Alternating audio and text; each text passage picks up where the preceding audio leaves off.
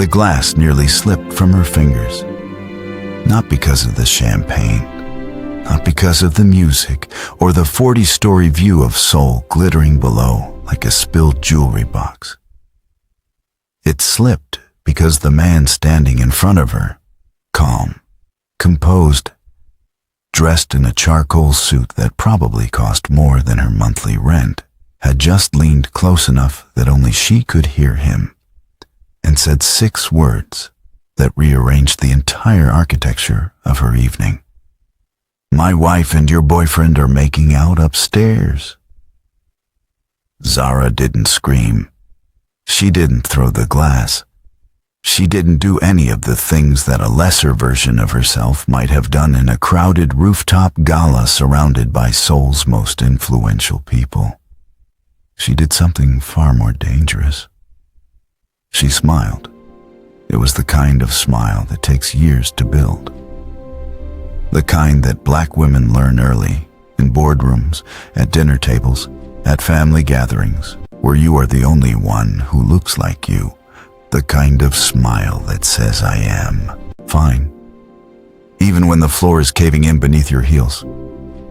But her hand was trembling, and the man in front of her, tall, still, watching her the way a surgeon watches a patient, noticed. His name was Kang Jin-seo, and he was not the kind of man who approached strangers at parties. Earlier that evening, Zara Beaumont had stood at the mirror in their apartment on the 22nd floor of Mapo-gu and told herself that tonight would be different. 8 months in Seoul, and she had worked her way from a junior curatorial assistant at a mid-sized gallery to the lead curator of what was being called the most anticipated cultural exhibition of the year. What water remembers, her title, her concept, her blood. A series exploring grief, identity, and the things that stay in us long after the moments that caused them have passed. She had put on the wine-red dress not for Marcus. She had put it on for herself. Marcus Webb had been her boyfriend for 2 years. One in New York, one here in Seoul, where he had convinced her to move with the kind of enthusiasm that, looking back now, she should have questioned. He was a consultant. He traveled. He knew people. He had contacts at investment firms throughout East Asia and had painted Seoul as the beginning of their future together. A beautiful, ambitious, international future where Zara's career would finally get the stage it deserved. She had believed him because he had been charming, because the timing had been right, because sometimes we choose to believe what we desperately want to be true. The gala tonight was hosted by Kang Global, one of Seoul's most powerful conglomerates. The kind of event where champagne was poured before you asked for it, where every conversation was a negotiation dressed in small talk, and where the guest list read like a who's who of Korean industry, culture, and quiet generational power. Zara had been invited because of her gallery work. Marcus had come as her +1. Or, so she thought.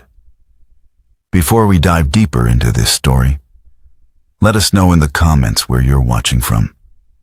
We'd love to hear from you. And if you're new here, click that subscribe button right now so you never miss any of our upcoming videos. Now, let's get back to Zara. She had lost Marcus within 20 minutes of arriving. He said he needed to greet someone. She said fine. She had moved through the crowd with the quiet confidence of a woman who had learned to be her own company, stopping to admire the art installations flanking the rooftop terrace. 3 large black-framed pieces from a painter she recognized from a Busan exhibition 6 months ago. She had been mid-thought, tilting her head at the way the brushwork in the second piece seemed almost violent at its center, but tender at the edges, when she heard a voice behind her. "You see it." She turned. Kang Jin-seo was watching her, not the painting. "The contradiction in the center," he said. "Most people miss it. They look at the surface and call it beautiful and move on." Zara studied him for a moment. She had seen his face before, on the cover of a Korean business magazine she'd found in the gallery's waiting room. He was younger than she'd imagined from the photo. Mid-40s, perhaps. The kind of stillness about him that didn't come from arrogance, but from something older, something earned. "It's not a contradiction," she said. "It's a conversation. The violence and the tenderness aren't fighting each other. They're explaining each other." Something shifted in his expression. Not a smile, not quite, but something opened. "You're the curator," he said. "The What Water Remembers exhibition." "Zara Beaumont," she said. "I know." He said it simply, without performance. "I read your concept notes when the gallery sent them over for consideration of the partnership. I told them yes within the hour." She raised an eyebrow. "That was you?" "That was me." They had talked for nearly 20 minutes after that. About art, about inherited silence, about the way grief lives in the body long after the mind has tried to file it away. It had been the most genuine conversation Zara had had since arriving in Seoul. And then his expression had changed. The openness closed, not into coldness, but into something careful, something deliberate. He had set his glass down on the stone railing, looked at her directly, and said it. "My wife and your boyfriend are making out upstairs." The string quartet played on. Candles flickered in the night breeze. Somewhere across the terrace, a woman laughed at something her companion said. The entire world continued as though nothing had happened. "How long?" Zara heard herself ask. Her voice was steady. She was almost impressed by it. 3 months, Kang Jin-seo said. "Give or take." 3 months. The word landed somewhere behind her sternum and detonated quietly. 3 months ago, Marcus had started working late. 3 months ago, he had begun sleeping with his phone face down on the nightstand. 3 months ago, Zara had asked him once, just once, if everything was all right between them, and he had kissed her forehead and said, "You worry too much, baby. Focus on your exhibition." She had. God help her, she had focused on her exhibition. Zara placed her champagne glass on the same stone railing where Kang Jin-seo had set his. She did it slowly, deliberately, like she was setting down far more than crystal. "Why are you telling me this?" she asked. He looked at her with that same surgical stillness. "Because you deserve to know. You don't know me." "No," he said, "but I read your concept notes. A woman who writes about the things we carry silently. She shouldn't be the last to know she is being lied to." The honesty of it nearly broke her composure. She pressed her lips together and looked out at the Seoul skyline. All that light, all that distance, all that beautiful indifference. Below them, the Han River moved in the dark, like something that had survived everything and kept going anyway. "Where upstairs?" she asked. "The private lounge on the 41st floor. I have the room on camera." He paused. "Not for this reason. Standard security for the building. My security director flagged it. And your wife?" Zara turned to look at him again. "How are you?" She stopped herself. It wasn't her business. But then, it was, wasn't it? In some strange, terrible way, tonight had made it entirely her business. How am I what? He asked quietly, standing here this calmly. Something moved behind his eyes, just briefly, the way a deep lake surface shifts when something stirs far below. This is not the first time, he said. It is, however, the last. They stood in silence for a moment. Around them the gala continued. Laughter, clinked glasses, the low architecture of polite Korean conversation threaded through with English and the occasional burst of French from the European delegates by the far wall. Zara began. You don't have to go up there, he said. I know. But you're going to. She looked at him. Wouldn't you? The ghost of something crossed his face. I already did. The elevator to the 41st floor required a key card. Kang Jin-seo produced one without drama and handed it to her. She almost told him she didn't need his help. But the truth was, she didn't know this building, didn't know which hallway, didn't know anything except the burning, clarifying energy that had replaced the champagne warmth in her blood. Something colder, more focused, more final. The doors opened on a hallway lined with dark wood paneling and low amber lighting. The private lounge was at the end. The door was slightly ajar. She heard Marcus's laugh before she saw anything. It was the laugh she knew.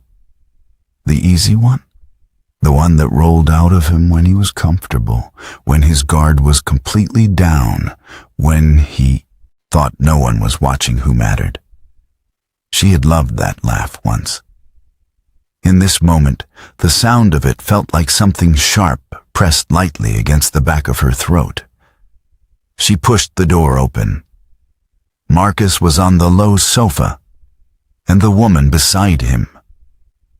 Dark-haired, beautiful, expensive in the way certain Korean socialites are expensive, as though elegance has been layered into them over generations. Pulled back the moment the door opened. Marcus looked up. The laugh stopped. The silence that followed was the loudest thing Zara had ever stood inside. Zara. Marcus was on his feet before the word was fully out. This is not 3 months, she said. His mouth opened, closed. He told you. His voice shifted, the warmth leaving it, something defensive moving in to replace it. Of course he told you. Do you know who that man is, Zara? He's not some noble. Don't. Her voice was quiet, quieter than she expected. Don't make this about him.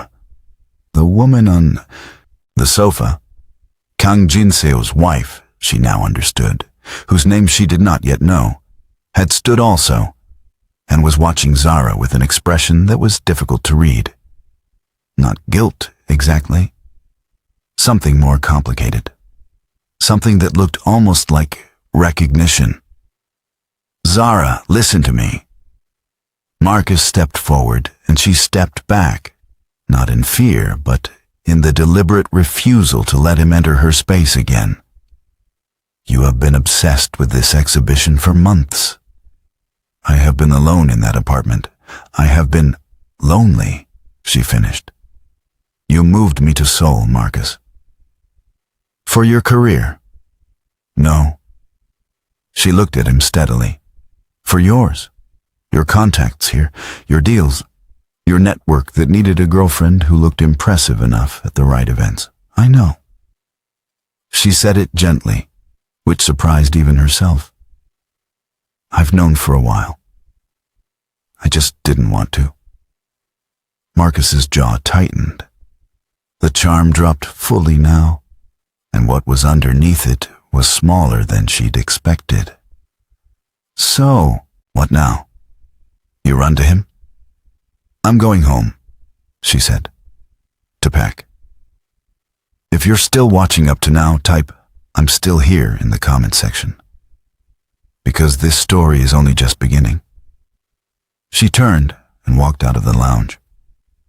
In the elevator going down, she stared at her own reflection in the polished doors and watched herself take one long, slow breath. The trembling in her hand had stopped. In its place was something else, not peace, not yet, but the strange, solid sensation of a decision being made in real time. The kind of decision that doesn't require debate because the moment it forms, you already know you will not go back on it. Kang Jin-seo was waiting in the lobby when the elevator doors opened. He was not standing near the elevator. He was across the lobby, speaking with two men in dark suits. But he saw her the moment she emerged, and the conversation stopped. She crossed the marble floor toward the exit. He fell into step beside her without invitation. She didn't stop walking. "Are you all right?" he asked. "No," she said, "but I will be." "Is there somewhere you can go tonight that isn't—" "I have a friend," she said.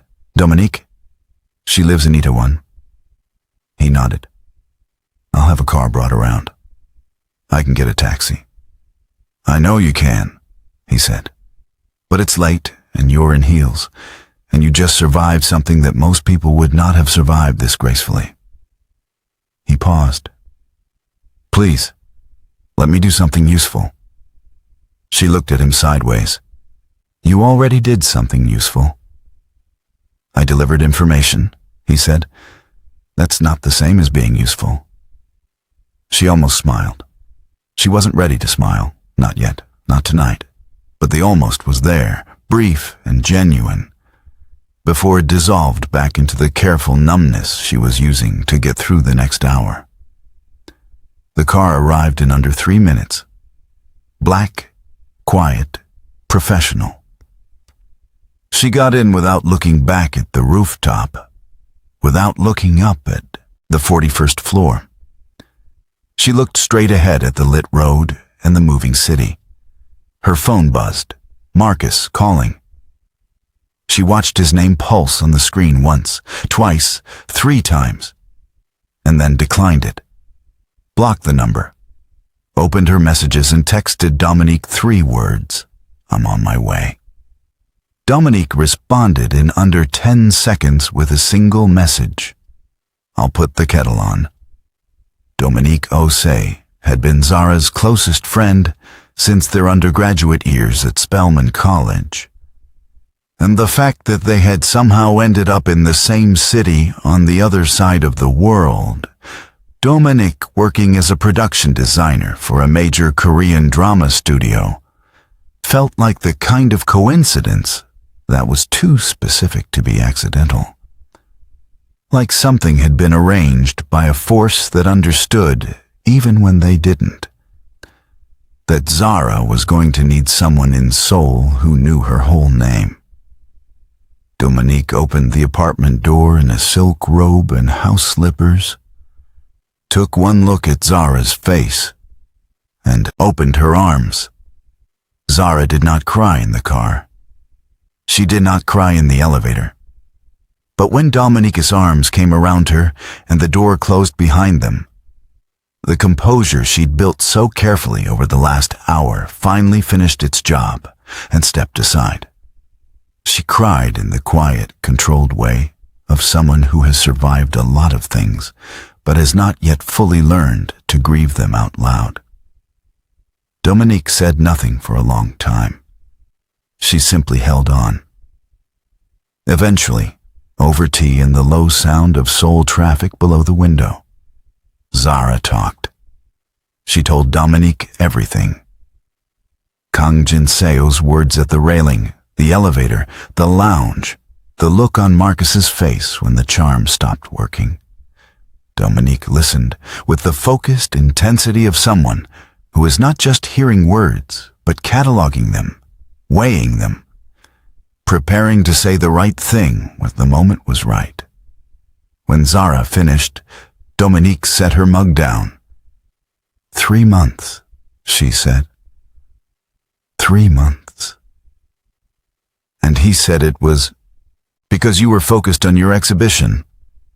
Zara laughed once, short and humorless. Yes? As if your career ambition somehow created a deficit in his moral compass. Dominique shook her head slowly. The audacity, the sheer architectural audacity of that man. He moved me here, Dom. I know. He told me it was for us. I know. Dominique reached across the cushion and took Zara's hand. And you came because you loved him, and because you were trying to build something together, and because you are the kind of woman who invests fully when she believes in something. That is not a flaw. That is not something you should be sitting here regretting about yourself tonight. Zara looked at her. I missed it. You chose to hope, Dominique said. There's a difference. They sat with that for a while. Outside Seoul hummed and glittered and continued on. Cities have no interest in the private devastations happening inside them. They simply offer light and noise and the reassurance that life, in its widest form, is still moving. The next morning, Zara went back to the apartment. Marcus was there. She had expected that, had prepared for it, had steeled herself for the version of him that would deploy charm or anger, or the particular emotional manipulation that she now recognized with clear, retroactive vision, had been a pattern throughout their relationship. The small things, the suggestions that arrived disguised as concerns. Are you sure that's the right gallery for you? The curator already has a reputation. Don't you think you should wait? The way he had redirected her away from certain opportunities without her fully noticing the redirection. The way he had been threatened, she now understood. By the very ambition he claimed to be supporting. He was standing in the kitchen when she walked in, coffee in hand, already dressed in that precise, put-together way that meant he had mentally rehearsed this conversation. I'd like to talk, he said. You can talk while I pack, she said. She moved past him toward the bedroom. Zara, he followed her. I know you're angry. I'm not angry, she said. She pulled the large suitcase from the top of the wardrobe and unzipped it on the bed. Angry would be easier. Angry is hot. What I am is cold, Marcus. I am done. You spoke to him for 20 minutes at a party, and suddenly everything is done?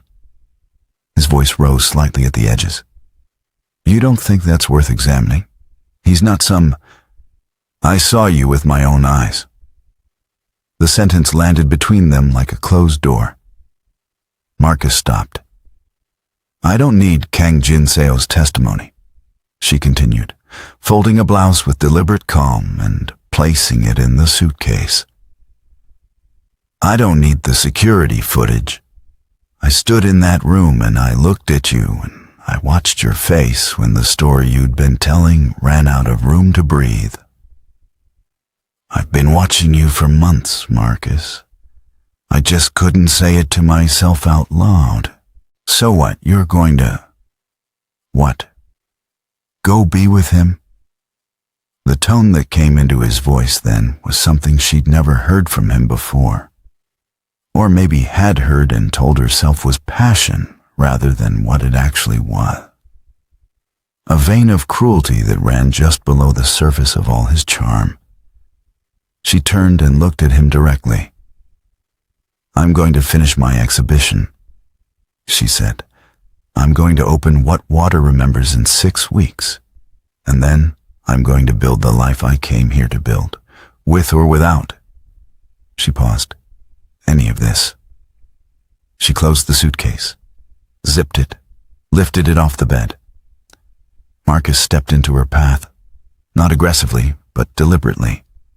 The kind of move that says, I'm not done. You're making a mistake, he said quietly. You don't know what kind of world that man operates in." Zara looked at him for a long moment. Then she stepped around him and walked to the door. "Goodbye, Marcus." She stayed with Dominique for 4 days before finding a small apartment in Mapogu. Different building, different view, entirely her own.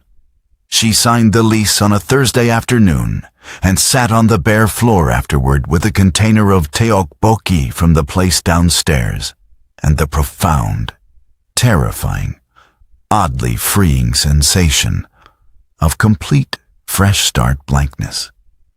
That evening, she called her grandmother, Nana Cleo, 81 years old, retired school teacher, resident of Savannah, Georgia, who answered the phone with, "Tell me everything," before Zara had gotten out a full sentence, because Nana Cleo had always been able to hear what was underneath the hello. So Zara told her all of it. Nana Cleo was quiet for a long moment when she finished. Then she said, "Baby, the man showed you the truth.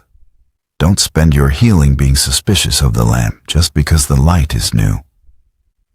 Zara pressed her forehead to the cool glass of the window. "I don't know if I can trust my own judgment right now."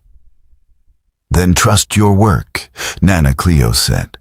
"You always could. The work never lied to you. The work was the one thing that held."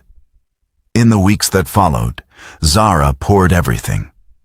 The anger that wasn't anger, the grief that had no single clean shape, the retroactive clarity that kept arriving in waves and showing her exactly when and how she had been managed, into 4 large canvases. She painted in the evenings after gallery work, sometimes through the night.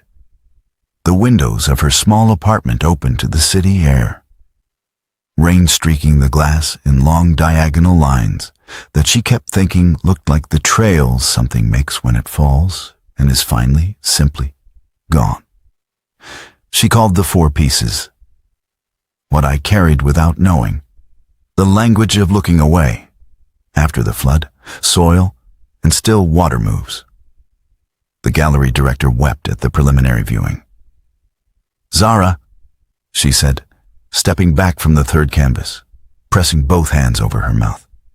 "These are not exhibition pieces. These are events." Zara stood beside her and looked at the 3rd canvas, "After the Flood, Soil," and saw for the first time with some distance what she had made. Deep earth tones that moved from devastation at the bottom to something almost luminous at the top. The soil that survives flooding. The ground that takes what was broken and begins immediately, quietly, without waiting to be asked, to grow again. "Events," she repeated. "I'll take it." Marcus called twice from a new number before she blocked that one too. He appeared once outside the gallery on a Tuesday evening. She saw him from the 2nd floor window, standing across the street in that long gray coat she'd bought him for his birthday the previous year. She watched him for a moment. He didn't know she could see him. He stood there for perhaps 10 minutes, looking uncertain, looking smaller in some way that geography couldn't fully explain, and then turned and walked away. She felt almost nothing. And then, because she was honest with herself, she felt the very last corner of the grief. The grief not for the betrayal, but for the version of him she had believed in, for the 2 years she had spent building alongside a projection. And she let herself feel it completely, standing there at the 2nd floor window until it moved through her and was gone. Then she went back to work. She had not seen Kang Jinseo in 3 weeks when she arrived at the gallery one morning to find a handwritten note on her desk. Not an email. A note on paper in handwriting that was careful and slightly angular that said, I would like to see the exhibition before it opens, if that would be acceptable. J.K. She held the note for longer than she needed to. Then she wrote back, on the back of the same piece of paper, Thursday, 7 p.m. Bring no one. He arrived alone. He was dressed more casually than the night of the gala. Dark trousers, a simple gray shirt, no suit jacket, no performance of status. He looked, if anything, slightly uncertain in a way that she found unexpectedly humanizing. She walked him through the exhibition without a rehearsed script. She simply talked about each piece, about what it had come from, about what she'd been trying to understand about grief and how it compounds with betrayal. How the two are not the same wound, but they share a nervous system. He listened the way she had noticed he listened to everything. With his full attention, not performing engagement, but actually inside it. He stopped longest at the fourth canvas. And still, water moves. This one? He said quietly. This one was the hardest. Why? She stood beside him, looking up at it. The canvas was predominantly blue. Not the blue of sadness, but the blue of moving water, of rivers, of the particular quality of light that exists just after rain has stopped. At the center was a small, dark form, suspended. Not drowning, suspended. Being carried. Because it's the hopeful one, she said. And I had to earn that. I couldn't paint it until the others were done. I couldn't get to the hope until I'd been all the way through the rest of it. He turned to look at her. And the rest of it? Are you through it? She considered the question seriously. Mostly, she said. The last bit is slower. He nodded. Then he said quietly, My wife and I have agreed to divorce. She requested it. I did not contest it. Zara looked at him. I'm sorry. Don't be. He returned his gaze to the painting. It's been a long time coming. A marriage that exists entirely in the performance of itself eventually runs out of audience. A pause. I am more sorry that the performance required collateral. We were the collateral, Zara said. Yes. The gallery was quiet around them. The exhibition lighting made everything warm and particular. And outside, through the tall glass front, the city moved in its perpetual, indifferent animation. Jinseo, she said, using his name for the first time and hearing him hear it. Why did you approach me that night? At the gala? You could have said nothing. He was quiet for a moment. Because I saw you standing in front of that painting. The one in the foyer. The one with the contradiction at the center. And the look on your face was the look of someone who had come a very long way to get to a place that was turning out to be something other than what they were promised. He paused. I know that look. I have worn it for several years. I decided I did not want to watch someone else carry it when I had information that could stop it. Zara was quiet. It hurt, she said simply. I know. But I'm glad you told me. He turned to face her again, and something in his expression was fully open now. Not the guarded stillness of the gala, not the careful management of a man used to operating in rooms where everything is leverage. Just a person, standing in a gallery of grief paintings, being honest. I'm glad too, he said. The opening night of What Water Remembers drew 260 people. Critics, collectors, cultural journalists, the Seoul art community in its full complicated glory. Diplomats and designers, young artists standing close to the walls with wide eyes, gallery regulars who'd seen enough exhibitions to be difficult to move. and who Zara watched, with quiet satisfaction, being moved anyway. Dominique arrived 40 minutes early in a dress that made 3 people ask who she was, and immediately began rearranging the canapé table with the confident authority of someone who was not in charge, but probably should be. Nana Cleo had sent a voice note that morning. Zara had played it twice in the taxi on the way over, her grandmother's Savannah voice warm and unhurried in her ear. Walk in there like you already know how this ends, baby. Because you do. You made it. It's yours now. No one can touch it. She walked in like she knew how it ended. Marcus appeared at 8:45. She saw him before he saw her. Standing near the entrance, a glass of wine he hadn't drunk yet in one hand. Looking at the first canvas with an expression she could not immediately identify. She watched him for a moment from across the room. There was something diminished about him that had nothing to do with the space. The gallery was grand, the lighting was elegant, the crowd was formidable. He simply appeared in this room, in the midst of the work she had made in the aftermath of him, like a smaller version of himself. He found her eventually, made his way through the crowd with the practiced ease of a man who had moved through rooms like this all his life. She waited. Zara. His voice was the warm one. The charm was back, reconstructed, freshly deployed, aimed. This is extraordinary. I mean it. This whole exhibition, thank you, she said, calmly, for coming. I wanted you to know that Marcus. She looked at him, with the quiet, level attention of someone who has already finished the conversation she is currently having. The work speaks for itself tonight. You don't have to say anything. His jaw tightened slightly. The charm flickered. I know I hurt you. Yes. I think we could. No. She said it without heat, without cruelty, without drama. But I hope you're well. I genuinely do.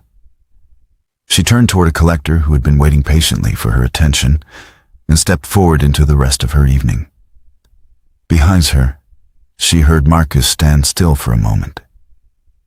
And then the sound, just barely, of him moving away. Kang Jinseo arrived at 9:15. He had told her he would come late to avoid making the evening about his presence. People will look at me instead of your work, he had said simply, and your work deserves to be looked at. She had told him that was either very humble or very arrogant, and he had said it was probably both.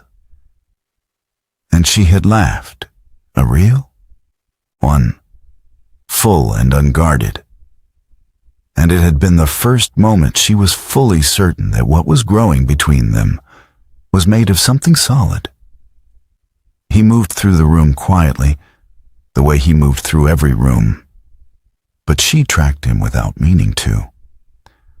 Watched him stop at what I carried without knowing for a long time. Watched him read the small descriptive card beside the language of looking away twice. Watched him stand in front of and still, water moves the way he had the Thursday before. With that particular stillness that wasn't distance, but depth. He found her near the end of the main room, where she was finishing a conversation with the gallery director and a cultural journalist from a major publication who wanted to schedule a longer interview the following week. She agreed. The journalist moved off. Jinso stood beside her. It's everything you said it would be, he said, and more than that. More how? The room feels different than before people were in it, he said. The work changes in a crowd. It becomes about all of them, too. Everyone standing in front of these paintings is carrying something. You can feel it." Zara looked out at the room. He was right. She could feel it too.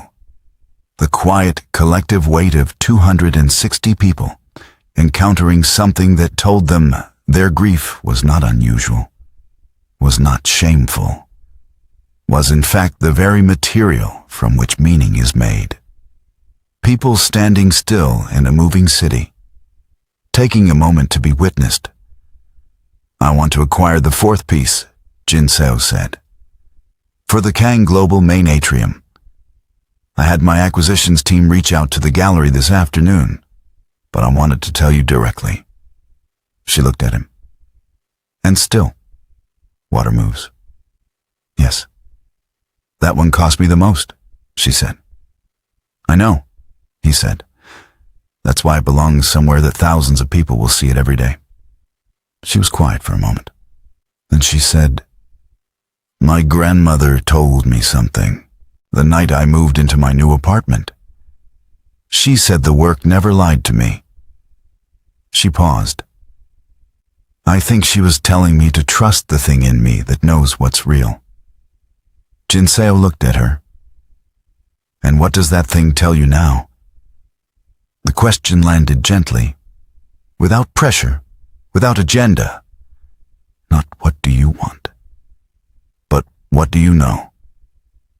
And Zara, who had spent 8 months in a city that was supposed to be a beginning, who had survived a betrayal that stripped everything back to foundation, who had painted her way through grief and arrived, improbably, at a room full of people being moved by what she had made, stood there and listened to what she knew. "That this is real," she said, "and that I'm not in a hurry, and that real things don't need to be rushed." Something in his face settled. "No," he said quietly. "They don't." They stood together in the warm gallery light, surrounded by the work and the crowd and the gentle noise of something significant being witnessed, and neither of them moved toward the other or away. They simply stood, side by side, in the honest space of two people who had both lost something and were not pretending otherwise, who had found, without looking for it, something worth being careful with. The exhibition ran for 6 weeks. It sold out every ticketed evening. 3 international galleries requested a touring version. The cultural journalist's profile ran as a cover story. What Water remembers was later cited in a year-end roundup by a major arts publication as one of the most emotionally significant exhibitions of the year. Zara Beaumont kept the small apartment in Mapo-gu. She added plants to the windowsill, one at a time, slowly, the way she was learning to do most things now, intentionally, without rushing the next part before the current part had finished being what it was. Nana Cleo came to visit in the spring. She and Jin Seo's grandmother, who was 84, and had the bearing of someone who had outlasted several empires, sat together in the garden of the Kang family estate for an afternoon, communicating mostly through expressions and the universal language of 2 women who had survived long enough to know what mattered. When Dominique asked Nana Cleo afterward what they had talked about, Nana Cleo smiled and said, "Nothing we needed words for. Some things don't." Because here is what Zara Beaumont learned, in the city she had moved to for the wrong reasons and stayed in for the right ones. That betrayal, for all its devastation, has a peculiar gift hidden inside it. It strips the performance. It removes the carefully maintained version of your life and leaves you with the actual one, smaller perhaps than the story you were telling, but real, touchable, entirely yours. She had moved to Seoul for Marcus. She had stayed for herself, and in staying, she had made the most honest work of her life. found the kind of friendship that holds under pressure, reconnected with the wisdom of the women who came before her, and found, slowly, without pressure, on the terms that two honest people negotiate together, something that felt like the beginning of an answer to a question she hadn't known she was asking. Not a fairy tale, not a rescue, a choosing. Two people with full knowledge of each other's losses, deciding that what they had found was worth building on. And that, perhaps, is the realest love of all. What does Zara's story make you think about your own life? Drop your thoughts in the comments below. And if this story moved you, please give it a like and share it with someone who needs to hear it today. Every comment, every like, every share helps this channel grow and lets us keep telling stories like this one. Subscribe if you haven't already. And stay close, because next time, we're telling the story of a woman who walked away from everything she was told to want and found exactly what she needed. You do not want to miss it, asterisk.